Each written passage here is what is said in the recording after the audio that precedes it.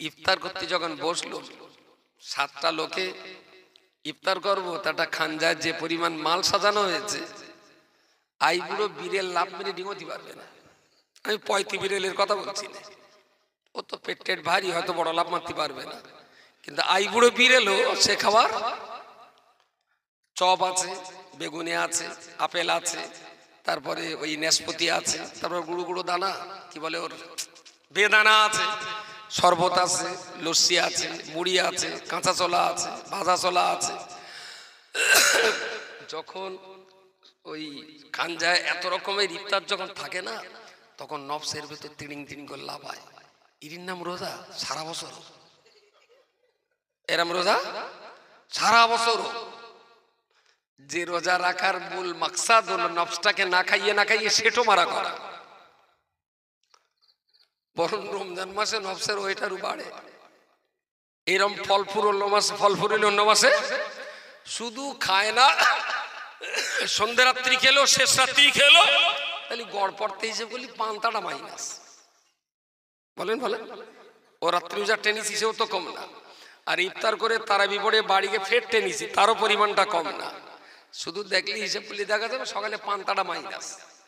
সেই পান্তার হ্যাপাটান থেকে যে পরিমাণ ফল আর এডা সেডা ঘুগনি আর মুড়ি যে পরিমাণ টানা টেনতেছি, তাতে রোজার মাসে নফস বিরাট আনন্দ হচ্ছে। বলতে আল্লাহরে বলে দেখ রোজাটা 11 মাস করে দেয় কি, ওনা মসজিদে ইফতার দেয়, ইফতার বাহ সবাই মিলে দেয় না, এক একজন ভাগে, নাকি সবাই চাঁদা তুলে একসঙ্গে কেনা, এক একদিন ভাগে, আমার একদিন দেবেন, বাহ।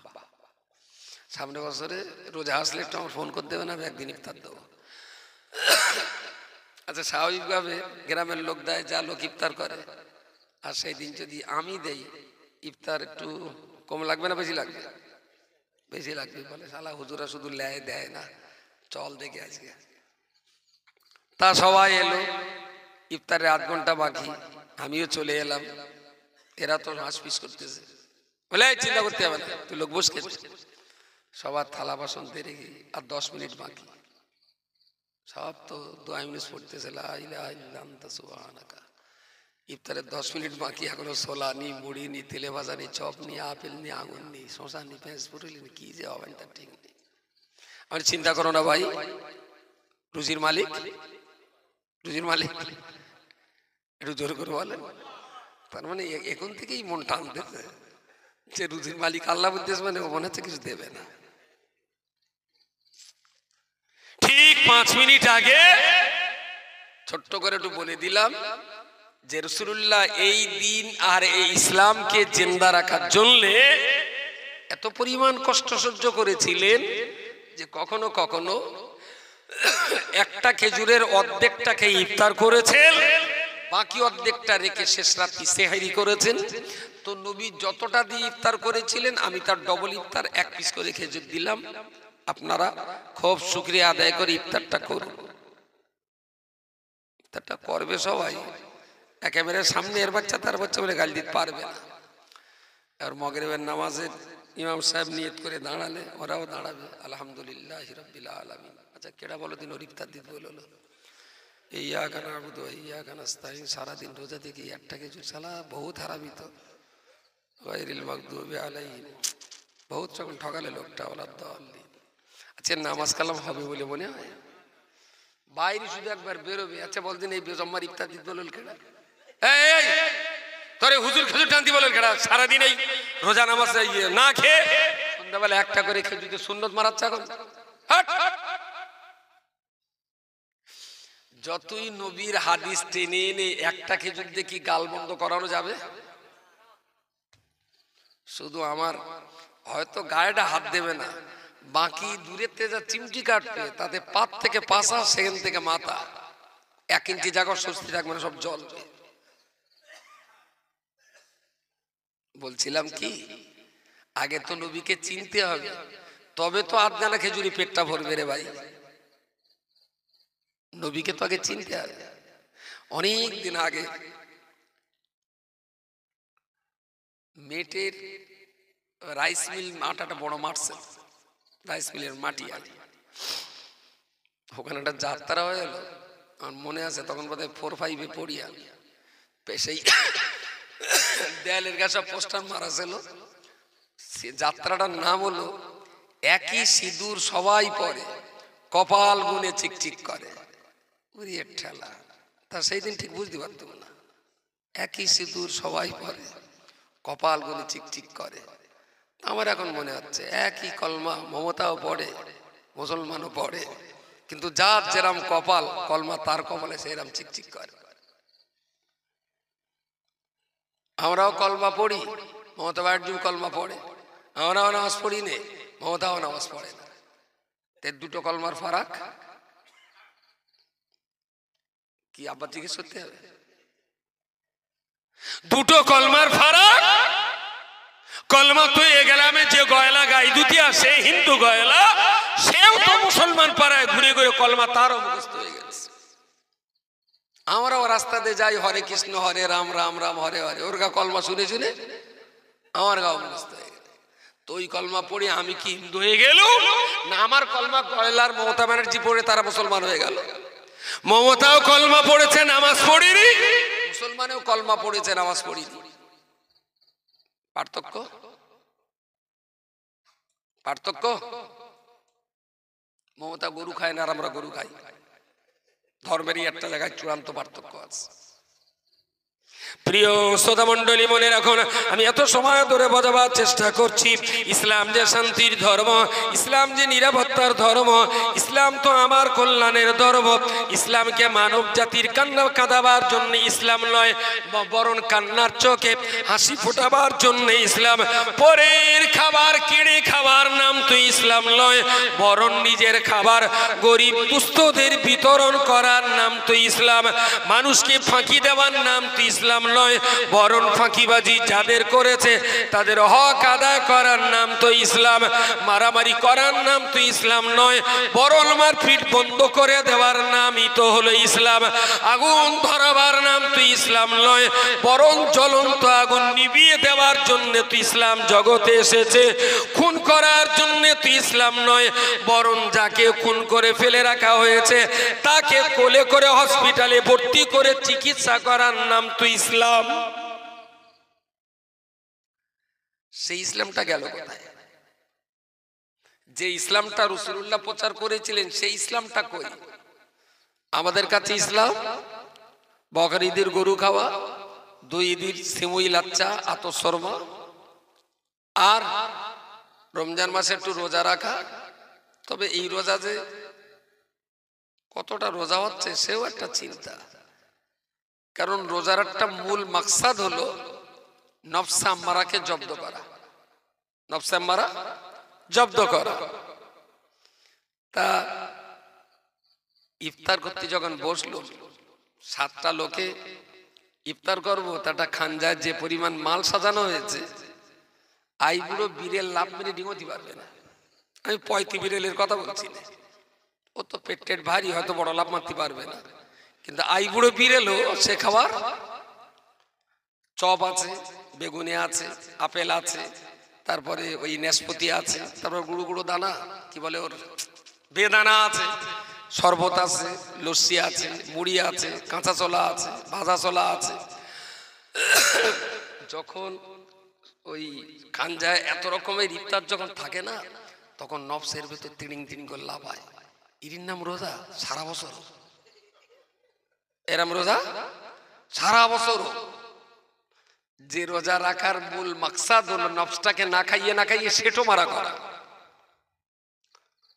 বরং রমজান মাসে নফসের ওইটারও বাড়ে। এরম ফল ফুরল অন্য মাসে শুধু খায় না, সন্ধ্যে রাত্রি খেলো, শেষ রাত্রি খেলো, তাহলে গড় পড়তে হিসেবে বলি পান্তাটা মাইনাস। বলেন বলেন, ও রাত্রি যা টেনিস হিসেবেও তো কম না, আর ইফতার করে তারাবি পড়ে বাড়িকে ফের টেনিসি, তারও পরিমাণটা কম না। শুধু দেখলে হিসেব করলে দেখা যাবে সকালে পান্তাটা মাইনাস। সেই পান্তার হ্যাপাটান থেকে যে পরিমাণ ফল আর এডা সেডা ঘুগনি আর মুড়ি যে পরিমাণ টানা টেনতেছি, তাতে রোজার মাসে নফস বিরাট আনন্দ হচ্ছে। বলতে আল্লাহরে বলে দেখ রোজাটা 11 মাস করে দেয়, কি খাওয়া দাওয়া ভালো পাচ্ছে।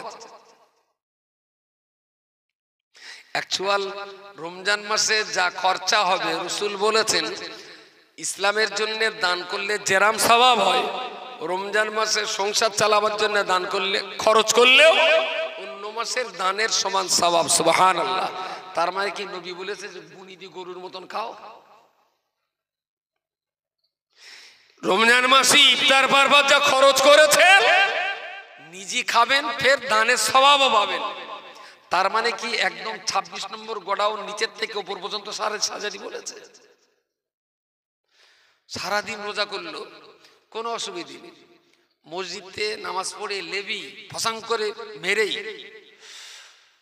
ইফতারটা চাইছে, দেশ না করছি সত্যি খাওয়ার মতন, তবে ছোলাটা সেদ্ধটা একটু কম ছিল। তার মানে বিড়ি গাঁটিত করে লিয়ে গেছে মসজিদে, বাড়ি এসে আবার কখন বিড়ি খুঁজবে হচ্ছে তাকে সঙ্গে করে লিয়ে গেছে। তা নইলে রাস্তায় এত ধোঁয়া ওড়ে কি করে? আমার কথা কি বড্ড মিথ্যে বানা হচ্ছে? এরা যদি ইসলাম বুঝতো তাহলে গাঁটিত করে বিড়ি নিয়ে কখনো মসজিদে উঠতো? কত বাজে বলেন? ঘনা তো সালা মশারির ভেতর বেঁধে পেটে কি আমার ভয় হয়। বহুদিন আসিনি এই গ্রামে। 12:53 আর 7 মিনিট। কচি তাবারুক বসিয়ে দেবে নাকি প্যাকেট করে দেবে? বসিয়ে মাশাআল্লাহ। কেউ ঘুমাই টুমাই না তো?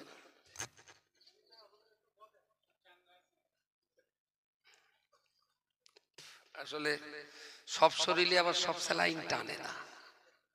ডায়রিয়ার একরকম স্যালানি, গাছতে পড়লে আর একরকম স্যালানি। কারণ আমি না এখানকার ঠিক রুগী চিনি না। গড়ে স্যালাইন দিচ্ছে তো কারুর হয়তো টানবানি, কারুর হয়তো উল্টে বেলাটা আবার স্যালাইনের পাইপে ঢুকে গেলি না, আমার আবার জানলে টানাটানি পড়বে। সেই জন্য প্রথম দিন অনেক দিন পরে এসেছি। প্রথম দিন একটু ট্র্যাক্টর মাটির উপর বলতে যাক, যদি সহ্য হয় পরে আবার ফাল একদম পুরো দেবে দেবো। তাতে হ্যাঁ একেবারে দরদে দেবো। মাটি না বুঝে ট্র্যাক্টর দিলি মুশকিল আছে। আজকে একটু পরীক্ষা হোক, পরে হবে। আচ্ছা, 5 ওয়াক্ত নামাজ বুনিয়াল ইসলাম আলা খামসিন। রাসূল বলেছেন ইসলামের ভিত হলো কড়া 5টা। আমরা সবাই জানি কম বেশি।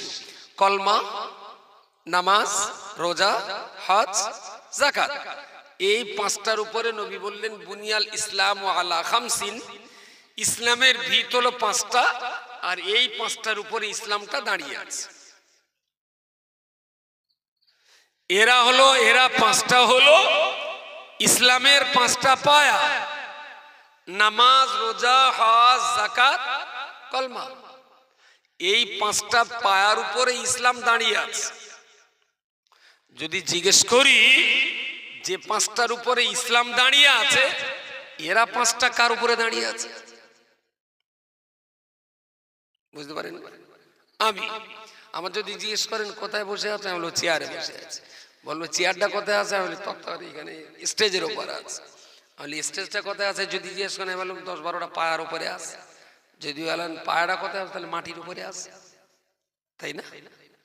তাহলে মাটির উপরে পায়া, তার উপরে স্টেজ, তার উপরে চেয়ার, চেয়ারের উপরে আমি। ধরুন আমি ইসলাম, আর আমার ইসলামের আমি দাঁড়িয়ে আছি কলমা, ইমান, নামাজ, রোজা 5টার উপরে। এখন ইসলামের ভিত যদি এই 5টা হয়, এই 5টার উপরে যদি ইসলাম দাঁড়িয়ে থাকে, তো এরা 5টা দাঁড়িয়ে আছে কার উপরে? ও তো স্টেজ, মাটির উপরে। ইসলাম কার? ইসলাম দাঁড়িয়ে আছে এই 5টা পায়া: কলমা, নামাজ, রোজা, হজ, যাকাত। কে? বিশ্বাস। এ বলেছে বিশ্বাসের উপরে। আর কারণ কিছু বলেন? এই ইমান তো এই 5টার ভেতরেই, কলমাটাই তুই। এখন ইমান কার উপরে আছে? মানুষের উপরে। ও বলেছে মানুষের উপরে, বলেছে ইখলাসের উপরে। হোক হোক হোক। আর কারা কি বলবে? বলতি দোষ কি? আমি তো আর কান বলবো না বা উদ্দেশ্য করতে বলবো না। বিশ্বাসের উপরে। বিশ্বাসের পাল্লা একটু ভারী হয়ে গেছে। 3-4 জন বলে বিশ্বাস, একটারও ঠিক হয় না। জি, প্রায় বাড়ির কাছে গেছে, উঠোন দিয়ে গেছে। আর একটুখানি চিন্তা করলে মনে হচ্ছে ঘরের উপর দিয়ে যাবে। ওটা ভেবেছ অনেক সময়। ওই পালনার মেনে মানে একই, লেডিস আর মেয়ে লোক। হ্যাঁ, ওই আমল করাও যা, পালন করাও তাই, মেনে চলাও তাই। ও যেই বলে স্যার এরা দুটো সঙ্গে সঙ্গে ঝরলেছে, প্রাইজ লেবে বলে। প্রিয় শ্রোতা মণ্ডলী, মেনে রাখুন, নবী মুহাম্মদুর রাসূলুল্লাহ সাল্লাল্লাহু আলাইহি ওয়াসাল্লাম হাদিস শরীফের ভিতরে বলেছেন, আল ইলমু হায়াতুল ইসলাম, আল ইলমু হায়াতুল ইসলাম, আল ইলমু হায়াতুল ইসলাম। ইসলামের জীবন হলো জ্ঞান, জ্ঞান, জ্ঞান। ইসলামের জীবন হলো শিক্ষা, ইসলামের জীবন হলো জ্ঞান অর্জন করা। আসলে ইসলাম দাঁড়িয়ে আছে এরা পাঁচটার উপরে, আর এই পাঁচটা যে ইসলামের পায়া, এটা দাঁড়িয়ে আছে আমার জ্ঞানের উপরে। আমি যদি লেখাপড়া করে কলমা চিনি, আমি যদি লেখাপড়া করে নামাজ বুঝি, আমি যদি লেখাপড়া করে রোজা হজ আর যাকাত বুঝি, আসলে ইসলাম দাঁড়িয়ে থাকে এই পাঁচটা পায়ার উপরে। আর এই পাঁচটা পায়া আমার ভিতরে মজবুত থাকবে আমার জ্ঞানের উপরে। যদি জ্ঞান থাকে তবে তো বুঝবো এটা কলমা, যদি লেখাপড়া থাকে তবে তো বুঝবে এটা নামাজ, যদি এডুকেশন থাকে তবে তো বুঝবে এটা যাকাত আর এটা হজ। যদি লেখাপড়া না থাকে সে পায়া চিনবে? পায়া? নবী বলেছেন, আল ইলমু হায়াতুল ইসলাম। জ্ঞান হলো, শিক্ষা হলো ইসলামের জীবন, ইসলামের জীবন। এই মাইকটা আমি কথা বলছি, বলা যেতে পারে একটা পাওয়ার খাচ্ছে, যে পাওয়ারটাকে আমরা বৈদ্যুতিক ক্ষমতা বলি, তাই না? শেডের ভিতরে 220 220 ভোল্টেজের একটা কর্ড গোজা আছে, আর আমি যে কথা বলছি তার জন্য মিটারও ঘুরছে। যদি পাওয়ারের কর্ডটা যদি খুলে নেওয়া হয় তাহলে মাইকগুলো জ্যান্ত থাকবে না মরা। তখন এর দিয়ে এখন কথা বলছি,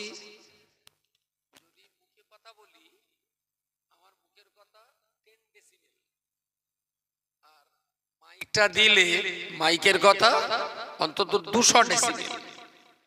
যদি পাওয়ার টপ করে দেই তাহলে মাইক থাকবে, সেট থাকবে, হরেন থাকবে, বক্স থাকবে। পাওয়ারটা খুলে নিলে 10 ডেসিবেলের কথা কি 200 ডেসিবেল জোরে হবে? That is power. সেটের পাওয়ার খুলে দিলে যেমন এর ক্রিয়া ক্ষমতা হারিয়ে যায়, মুসলমানের ভিতরে লেখাপড়া না থাকলে যেমন ইসলামের ক্রিয়া ক্ষমতা মুসলমান হারিয়ে ফেলে। যে লেখাপড়া জানে না সে কিসের মুসলমান? এরা ভাই, পৃথিবীতে একমাত্র ধর্ম ইসলাম, যে ধর্ম পালন করতে গেলে লেখাপড়া ছাড়া অশিক্ষিত অজ্ঞ লোক কখনো মুসলমান হতে পারে না, গ্যারান্টি। কারণ ইসলামের প্রথম কাজই হলো সাক্ষী দেওয়া, আশহাদু আল্লা ইলাহা ইল্লাল্লাহ ওয়াহদাহু লা শারীকা লাহু ওয়া আশহাদু আন্না মুহাম্মাদান আবদুহু ওয়া রাসূলুহু। এই কলমাটা পড়তে গেলে কিছু শিখতে হবে, এমনি এমনি হবে শিখতে। হিন্দু ধর্ম পালন করতে গেলে আমি যতদূর দেখেছি আর কি, বসিরহাটে আমি যে বাড়িতে থাকতাম, তার মানে বসিরহাট হুজুরের বাড়িটা পেরিয়ে হাসনাবাদের দিকে 1-2 মিনিট হেঁটে যেই বামদারে পুরো হিন্দু মহল্লা, ওর ভিতরে 6টা-8টা মুসলিম বাড়ি আছে। ওখানে আমি থাকতাম। ওখানেই থেকে আমি নামাজে ক্লাস করেছি, ওখানেই থেকে ট্রেনে কলকাতায় যাওয়া আসা করেছি।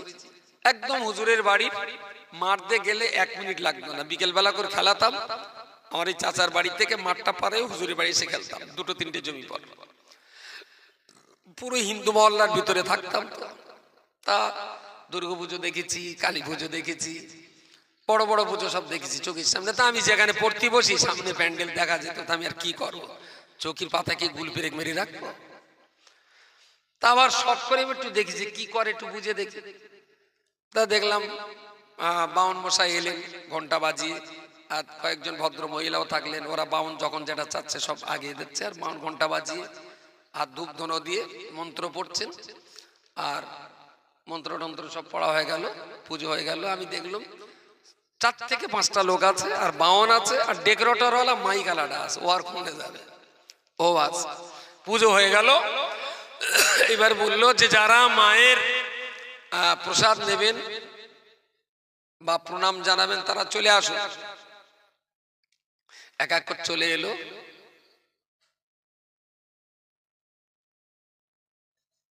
দাও একটু এরকম করে দে, একটা করে ওই বাটিতে কাগজের প্লেটে দিলে প্রসাদ, খেতে খেতে যাচ্ছে। আমি বললাম দাদা কোথায় গেছে? তাহলে একটু মায়ের পুজো দিতে গেছিলাম। আচ্ছা যান। আমি সব দেখেছি কি ওর পুজো দিয়েছে, কিচ্ছু পড়তে হয় না, যা পড়ার এটা পড়ে। আমাদের কিরম ব্যাপার আছে, যা পড়ার সব মলসা পড়বে এরকম। তাহলে 150 মুসল্লির ভেতরে দোয়া কুনুত করা মুসল্লি জানে? মসজিদে জুমার দিনে 150 মুসল্লি হচ্ছে, দোয়া কুনুত কজন জানতে পারে? আত্মিয়াতুদ দরুদ শরীফ, কলমা শরীফ, সূরা ফাতিহা, সূরা ফিল, সূরা করায়, সূরা ইখলাস 150 মুসল্লির ভেতরে কজন জানে? তার ধর্ম হচ্ছে না ধর্ম নেই আর কি হচ্ছে? এটা ধর্ম না ধর্ম নিয়ে আর কি হচ্ছে? এটা 700 বছর ধরে এই ভারতবর্ষে ইসলাম প্রচার হলো।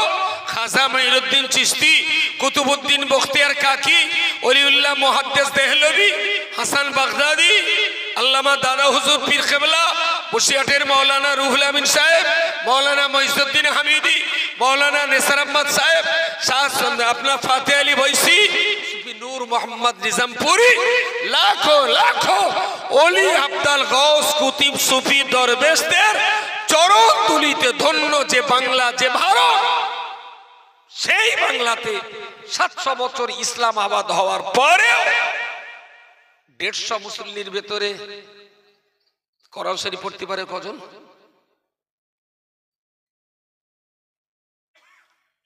আব্বার কাছে বলে তাই বলবেন? বলে আব্বার কাছে তো অনুমতি নেই তাই বলবেন? কোনো লাইন হচ্ছে না। তার মানে আমি বলে কোনো সেলাই রেঞ্জ দিয়ে ধরিনি, ডাল রেঞ্জ দিয়ে ধরেছি। এরপরে এখনো রিন রেঞ্জ আছে, তারপর সেলাই রেঞ্জ আছে। যদি ওতে পেঁচ টাইট হয়ে যায় তারপর গুটি রেঞ্জ আছে। এটা ডাল রেঞ্জ, এক্ষুনি নাট কেড়ে কেড়ে করে নিতে হবে না। কোরআন শরীফ না জেনে আবার ধর্ম, কিসের ধর্ম এটা? নামাজ পড়েন কেন? কোরআনে আছে তাই। রোজা করেন কেন? কোরআনে বলা আছে তাই। বাবা মা সেবা করেন কেন? কোরআন শরীফে বলা আছে তাই। মদ্দা লোক বিয়ে না করে মেয়ে লোক বিয়ে করলেন কেন? ফানকিহু মা তাবা লাকুম মিনান নিসা, আল্লাহ পুরুষদেরকে নারী জাতির সঙ্গে বিবাহ করতে বলেছেন তাই। কোরআন তো ইসলামের হৃৎপিণ্ড। কোরআনকে যদি আপনি বাদ দেন যে কোরআন নেব না, তাহলে কোরআন বাদ দিয়ে ইসলামের কি থাকবে? আমরা একটু বলবেন কোরআন বাদ দিয়ে ইসলামের কি থাকবে? তাহলে যে কোরআন হলো ইসলামের হৃৎপিণ্ড, সেই কোরআন যে মুসলমান পড়তে পারেন সে কোন জাতের মুসলমান? কাল সকালে বলো প্রচুর বুদ্ধি আসবেন, সেই বুদ্ধিগুলো এখন আনেন, আমার সঙ্গে একটু ঝগড়া হোক। আমি আপনার সঙ্গে একটু ঝগড়া করার ইচ্ছা করছি যে কোরআন পড়তে পারে না সে কি জাতের মুসলমান? কোরআন না জানলে মুসলমান হওয়া ওই সেই আমার মার সেই ঈদের দিনের কথা বলতেই হয়। ঈদের নামাজ পড়ে এসে মা বলতেন ঝুনো নারকেল দুটো একটুখানি, ছেলেদের দিন খিরি দেবো। তার ঝুনো নারকেল তো তা সে দার উল্টো পিঠ দিয়ে প্রথমে একটা সীমানা দিয়ে দিল, দিয়ে আবার সোজা পিঠ দিয়ে ঠুকরে ঠুকরে উপরের মাল সব ছাড়া আপনার ঝেড়ে ফেললাম, ছাড়িয়ে ছাড়িয়ে আলাদা করলাম। ওরে কি বলে যেগুলো ছাড়াচ্ছে? সোবড়া, আমের খোসা আর নারকেলের সোবড়া। সোবড়া সেগুলো বেশ সাইজ আলা দুটো নারকেল বেরোলে দারুণ সুন্দর। তার নারকেলটা ধরলুম, একটা গ্লাস নিলুম, পানি খাবো, একটা কোপ মেরে আবার আবার আটটা বেশ ফেটে গেল। দাঁড় আগাটা দিয়ে ফাঁক করে দেখলুম শালা এক ফোঁটা পানিও নি, এ করে দেখি শ্বাস হল। এরম হয় না মাঝে মাঝে নারকেল? কি নারকেল বলে? সড়া সড়া পড়া। এখন কোনায় যা নারকেল আছে সড়া পড়া কটা আর অরিজিনাল কটা?